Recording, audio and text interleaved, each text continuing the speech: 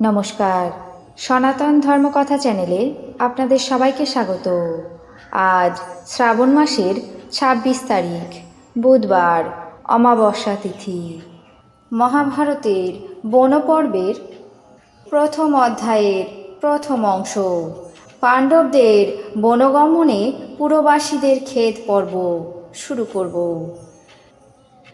নারায়ণং নমস্কৃত্য নরং চৈব নরোত্তমং দেবীং সরস্বতীং ব্যাসাং ততো জয়মুদীরয়েৎ। রাজা জন্মেঞ্জয় ঋষি বৈশম্পায়নকে বললেন, হে মহর্ষি, দুরাত্মা অমাত্যগণদের সঙ্গে আমার পূর্ব পিতামহ পাণ্ডবদেরকে কপট দূতে পরাজিত করে নানাভাবে কুবাক্য প্রয়োগ করে তাদের সঙ্গে শত্রুতা করলে আমার পূর্বপুরুষগণ কিভাবে তাদের প্রতি ন্যায় করেছিলেন, সেই ইন্দ্রের সমান প্রতাপশালী পাণ্ডুর পুত্রগণ ঐশ্বর্যভ্রষ্ট এবং দুঃখে নিমগ্ন হয়ে কিভাবে অরণ্যের মধ্যে দিন যাপন করলেন, সেই সময় কোন কোন ব্যক্তি তাদের অনুবর্তী হয়েছিলেন, সেই শৌর্যশালী মহাত্মা পাণ্ডবেরা কোন কোন বনে কেমন স্থানে কিভাবে 12 বছর অতিবাহিত করলেন, কিভাবে সকল রমণীর শিরোমণি দ্রৌপদী নিতান্ত দুঃখিত হয়ে বনবাসের ক্লেশ সহ্য করেছিলেন।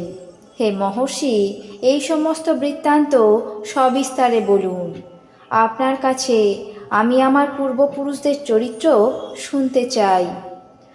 ঋষি বৈশম্পায়ন বললেন, দুরাত্মা ধৃতরাষ্ট্রের পুত্ররা কপট দূতে পাণ্ডবদেরকে পরাজিত করার পর তারা জিতক্রোধ হয়ে অস্ত্রশস্ত্র গ্রহণ করে দ্রৌপদীর সঙ্গে বর্ধমান পুরদ্বার দিয়ে হস্তিনানগর থেকে বেরিয়ে উত্তর দিকে প্রস্থান করলেন। ইন্দ্রসেন প্রভৃতি 14 ভৃত্য তাদের স্ত্রীদের সঙ্গে দ্রুত রথে আরোহণ করে তাদের পিছনে যেতে লাগলেন। পুরবাসীগণ পাণ্ডবদের বনবাসের কথা শুনে অত্যন্ত শোকসন্তপ্ত হয়ে নির্ভয় চিত্তে ভীষ্ম, বিদুর, দ্রোণ এবং কৃপাচার্যকে বারবার নিন্দা করতে লাগলেন। যেখানে শকুনির কাছে শিক্ষিত দুরাত্মা দুর্যোধন কর্ণ এবং দুঃশাসনের সাহায্যে রাজ্য পরিচালনা করতে অভিলাষী, সেখানে আমাদের কুল এবং গৃহ সমস্তই নষ্ট হয়ে গেছে। পাপের সহায় পাপাত্মা দুর্যোধন যেখানে রাজত্ব করবে, সেখানে সুখের কথা তো দূরে থাকুক, বংশ, আচার, ধর্ম, অর্থ কোনো কিছুই থাকবে না।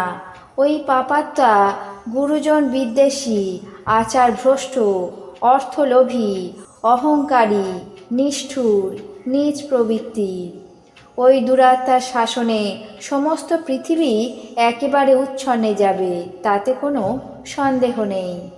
অতএব করুণার্দ্র হৃদয়ে জিতেন্দ্রীয় কীর্তিমান মহাত্মা পাণ্ডবগণ যেখানে গমন করছে, আমরাও তাদের সঙ্গে সেইখানে গমন করি চলো। পুরবাসীগণ এই কথা বলে পাণ্ডবদের সঙ্গে তাদের পিছনে পিছনে গমন করে হাত জোর করে বলতে লাগলেন, হে মহাত্মাগণ, আপনারা এই দুঃখভাগীদেরকে পরিত্যাগ করে কোথায় যাচ্ছেন? আমরাও আপনাদের সঙ্গে যাব। নির্দয় শত্রুগণ অধর্ম করে আপনাদেরকে পরাজিত করেছে শুনে আমরা অত্যন্ত শঙ্কিত হয়েছি। আমরা আপনাদের ভক্ত, অনুরক্ত, সুহৃদ, মঙ্গলকামী। আপনারা আমাদের পরিত্যাগ করবেন না। আমরা সেই ধৃতরাষ্ট্রের রাজত্বে আর থাকতে চাই না। হে পাণ্ডবগণ, যেমন বস্ত্র, জল, তিল এবং ভূমি কুসুমের সংস্পর্শে সুরভিত হয়ে ওঠে, তেমনি সংসর্গজনিত গুণ অন্যকেও গুণবান করে তোলে।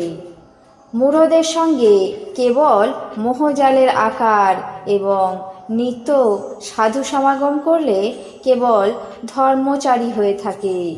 অতএব প্রজ্ঞাশীল বৃদ্ধ, সুশীল এবং ন্যায়পরায়ণ সাধুদের সঙ্গে বসবাসই আমাদের জীবনের কর্তব্য। যাদের বংশ, কর্ম এবং বিদ্যা এই তিন পরিশুদ্ধ, তাদেরকেই সেবা করা উচিত। তাদের সঙ্গে সহবাস করলে শাস্ত্র আলোচনা হয় এবং নিজেদেরকে গর্বিত মনে হয়। আপনারা পুণ্যবান। আমরা সৎকর্ম পরিবর্জিত হলেও পুণ্যশীলদের সহবাসে পুণ্য লাভ করতে পারব, কিন্তু পাপাচারীদের সেবায় থাকলে আরও পাপ পঙ্কে পতিত হতে হবে।